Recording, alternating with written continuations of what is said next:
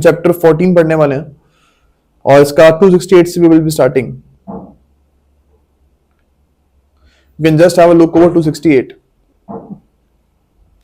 268 क्या बोलते हैं ना कि फॉर एग्जाम्पल अगर आप अपने घर नेबरहुड में बहुत तेज से गाने बजा रहे हो, बैंड बजवा रहे हो रोज के रोज, एवरी डे डूइंग दिस, बहुत तेज बैंड बजवा रहे हो 2 घंटे के लिए, और उससे आसपास के सारे जो आपके नेबर्स हैं उनको दिक्कतें हो रही हैं, न्यूसेंस क्रिएट हो रही है and they are not liking it, उनकी वजह से उनको बहुत ज्यादा परेशानी हो रही है, तो you are committing a public nuisance. आप बहुत सारे नेबर्स को एक साथ तंग कर रहे हो, it is a public nuisance और it is a punishable offence under section 268।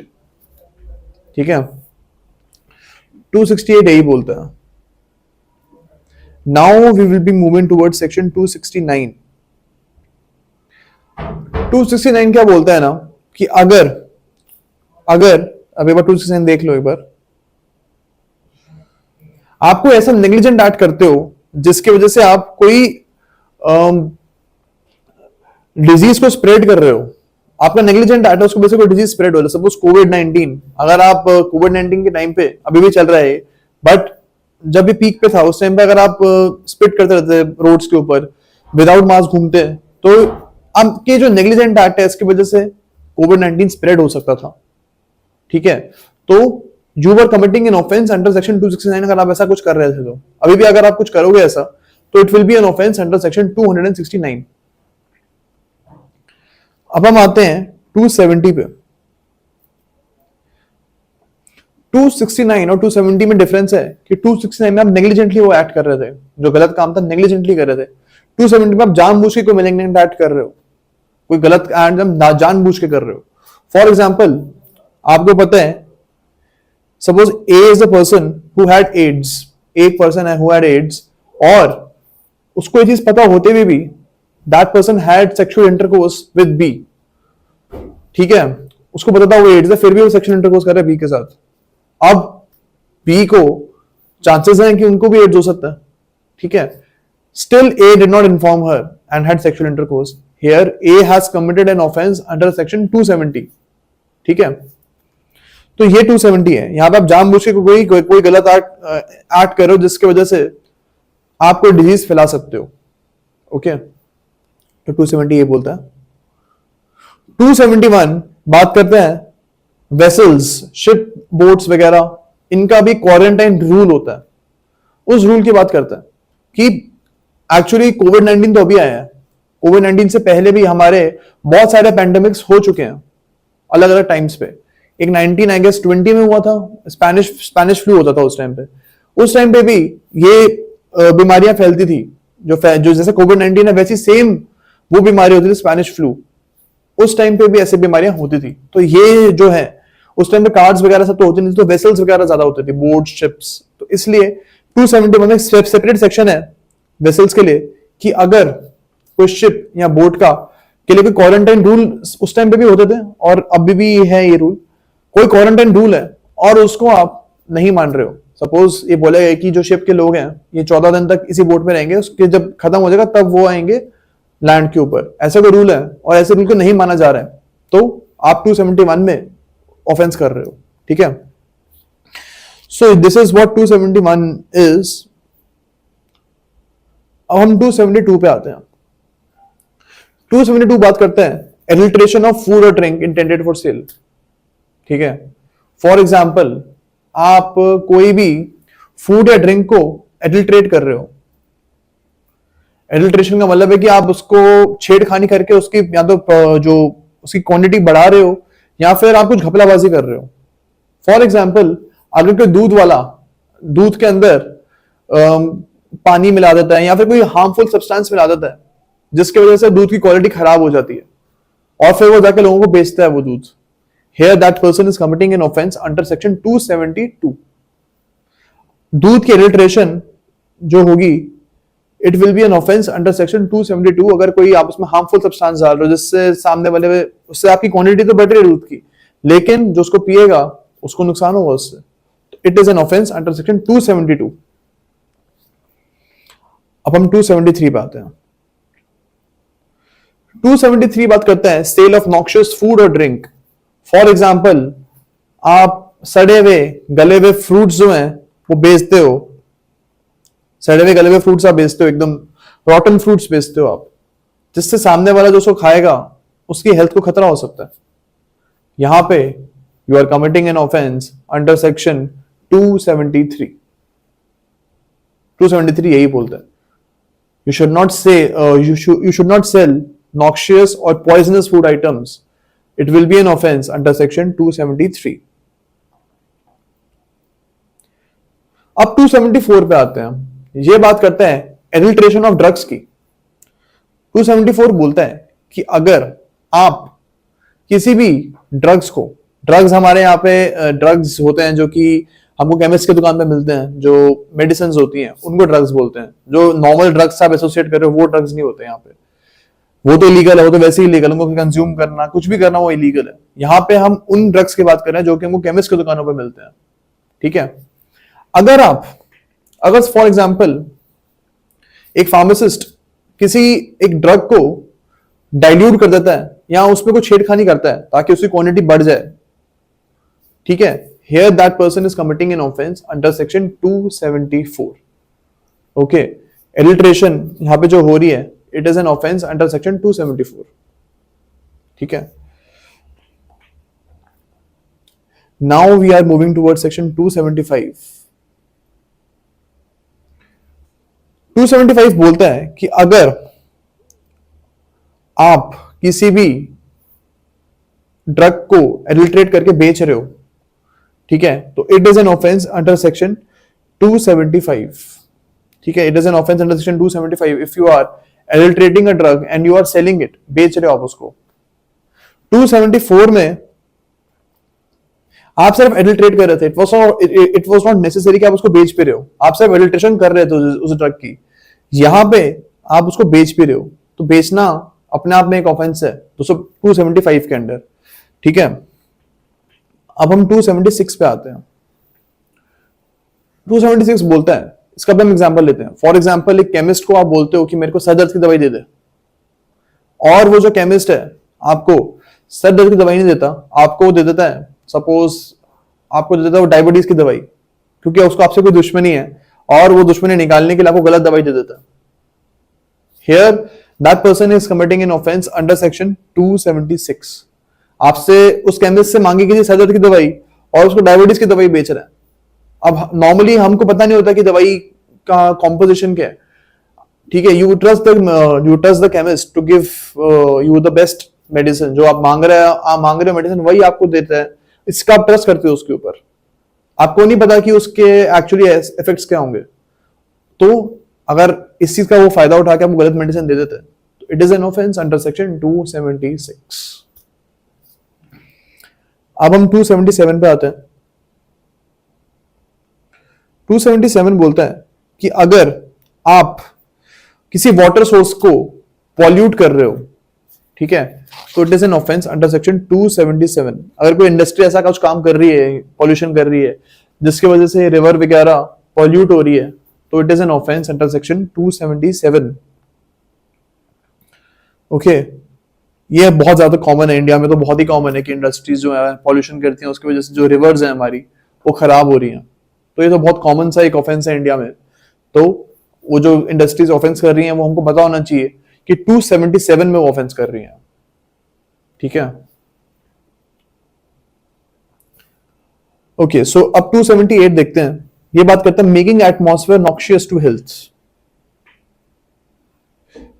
ये भी सेम चीज उन इंडस्ट्रीज की बात कर रहा है कि अगर आप कोई भी ऐसा काम करो जिससे आपका एटमॉस्फेयर पॉइजनस हो रहा है, गलत खराब हो रहा है, तो you are committing an offence under section 278।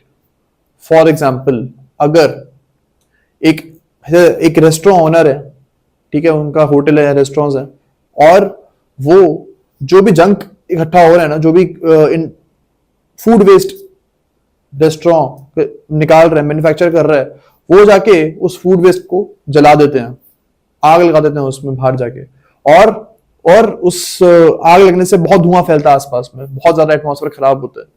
तो that restaurant owner is committing an offence under section 278। वो 278 में एक ऑफेंस कमिट कर रहे हैं।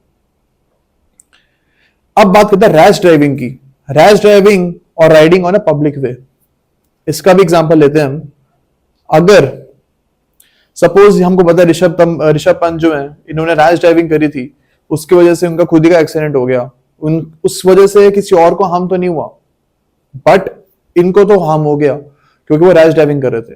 तो अगर ऐसा कुछ होता है कि आप बहुत तेज गाड़ी चला रहे हो जिससे ऐसा खतरा है, सिर्फ एक खतरा बन रहा है कि सामने वाले बंदे को भी खतरा हो रहा है, जरूरी नहीं है उनको आप कुछ हार्म एक्चुअली में करो, जरूरी नहीं है, लेकिन उसकी पॉसिबिलिटी भी बन रही है। तेज ड्राइविंग की वजह से पॉसिबिलिटी बन पा रही है कि सामने वाले बंदे को भी हार्म हो सकता है।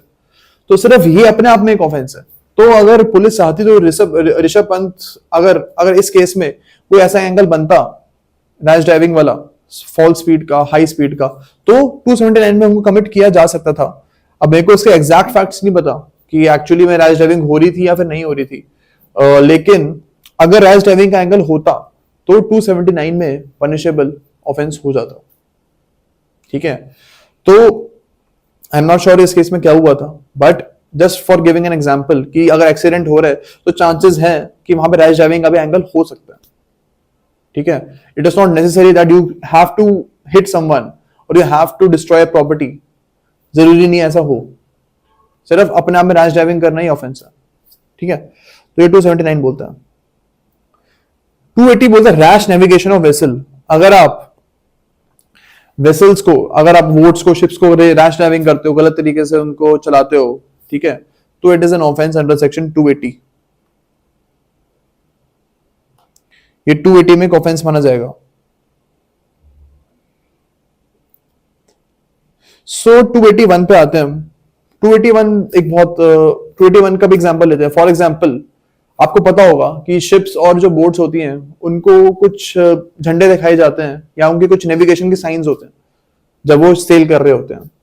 अगर कोई ऐसा झंडा या फिर कोई ऐसा कोई मार्क गलत तरीके से उसको दिखा रहे हो आप, जिसकी वजह से शिप्स का एक्सीडेंट हो जाता है या फिर वहां पे कुछ खराब गलत जगह पे, गलत लोकेशन में शिप पहुंच जाती है, तो that is an offence under section 281।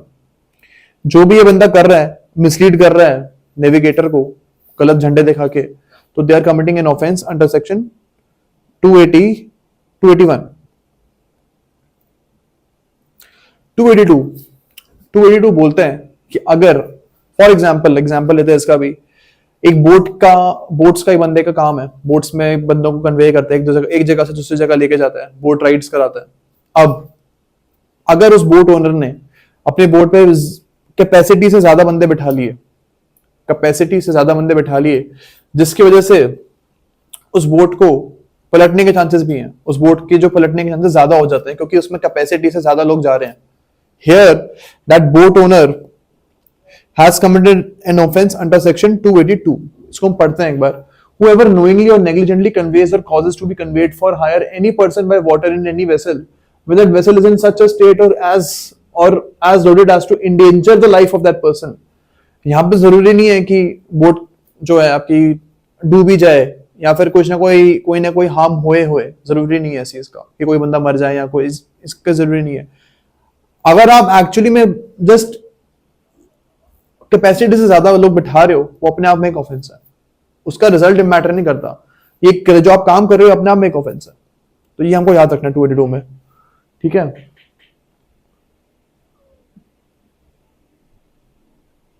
Now we will be moving toward section 283।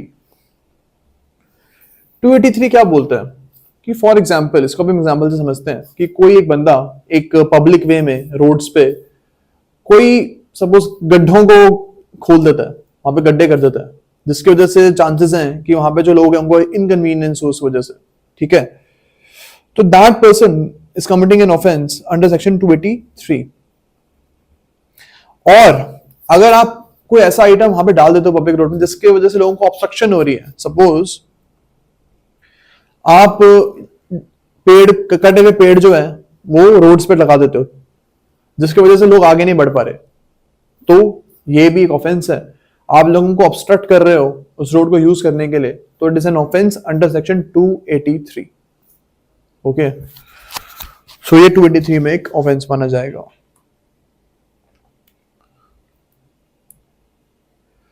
284 ये बात करता है negligent conduct with respect to poisonous substances.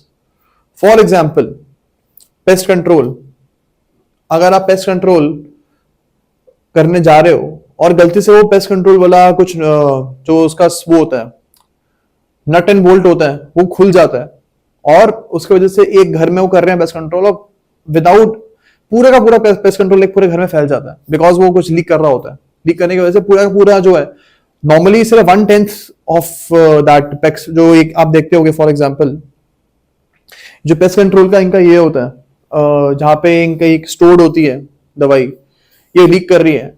अब नॉर्मली तो 1/10 जो है 1/10 सिर्फ इसका आपको उस घर में छिड़कना था, जो इसमें सामान था उसका 1/10 ही छिड़कना था, लेकिन जो वो लीक कर रही थी उसकी वजह से पूरी की पूरी जो ये कंटेनर है पूरा का पूरा लीक हो गया और ये नेग्लिजेंटली हुआ। जो बंदे हैं इनको पता नहीं था ऐसा हो रहा है, तो अगर नेग्लिजेंटली हो रहा है that is an offence under section 284 में ऑफेंस माना जाएगा। Negligent conduct with respect to poisonous substance, ठीक है, उनको पता होना चाहिए था कि ऐसा लीक कर रहा है क्योंकि उनको इतना एक्सपीरियंस होना चाहिए था कि उनको पता लग जाए इस चीज के बारे में, लेकिन अगर वो नहीं पता लगा पाए और उसकी वजह से ये चीज लीक हो जाती है तो it is an offence under section 284। अब हम 285 पे आते हैं। 285 बात करते हैं negligent conduct with respect to fire और कंबस्टिबल मैटर, ठीक है। फॉर एग्जाम्पल ये बंदे हैं स्मोकिंग कर रहे हैं, ठीक है, और ये स्मोकिंग कर रहे हैं फॉरेस्ट में, इन्होंने स्मोक करा और आधी सिगरेट फूक के ना फेंक दी, फॉरेस्ट में फेंक दी, जिसकी वजह से फॉरेस्ट में आग लग जाती है, ठीक है। वो आग फैलते फैलते फैलते फैलते उस छोटी सिगरेट की वजह से भी आपकी आग फैल सकती है और ऐसा होता है यहाँ पे। अगर ऐसा होता है तो this person is committing an offence under section 285। इन्होंने फायर के साथ या कोई ऐसे मटेरियल के साथ जो फायर को आगे बढ़ा सकता है नेग्लिजेंट कंडक्ट की है, ठीक है, तो it is an offence under section 285।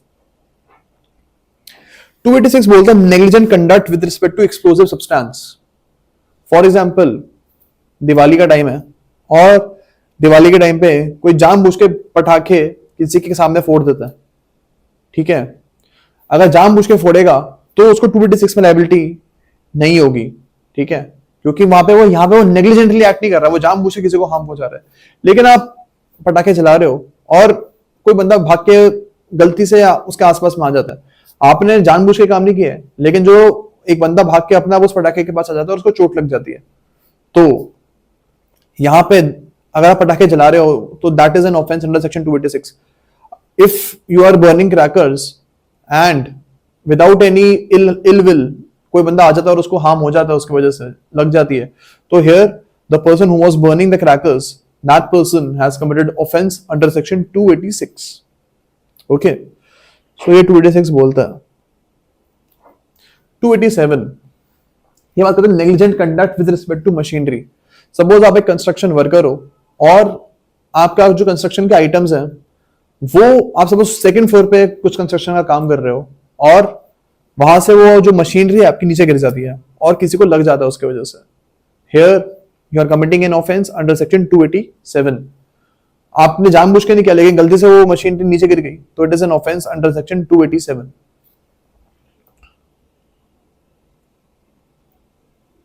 288 का भी हमने एप्लीकेशन अभी पढ़ा था कुछ टाइम पहले, थोड़ा टाइम पहले ऐसा हुआ था कि बिल्डिंग्स को ढहाना था, जो नोएडा में आई थिंक सुपरटेक बिल्डिंग्स है, I am not sure the name of the building, उनको आपको पुल डाउन करना था।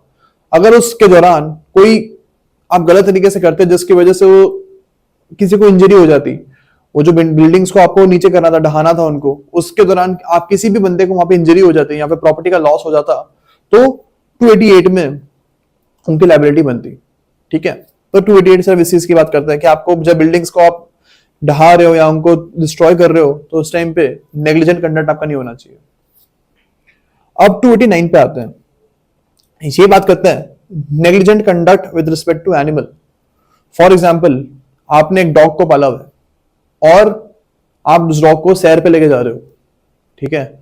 जब सैर पे लेके जा रहे हो ना, आपने उसकी जो नोजल होती है ना, डॉग की नोजल जिससे पकड़ते हो, उसको छोड़ दिया और वो कुत्ता भागने लग गया, एग्रेसिव कुत्ता था बड़ा, सपोज आप मान लें जर्मन शेफर्ड था वो कुत्ता, बहुत एग्रेसिव था, और वो जब भागता है और भाग के उसने एक बंदे को काट लिया, ठीक है, वो ट्रेन कुत्ता नहीं था, उसने बंदे को काट लिया।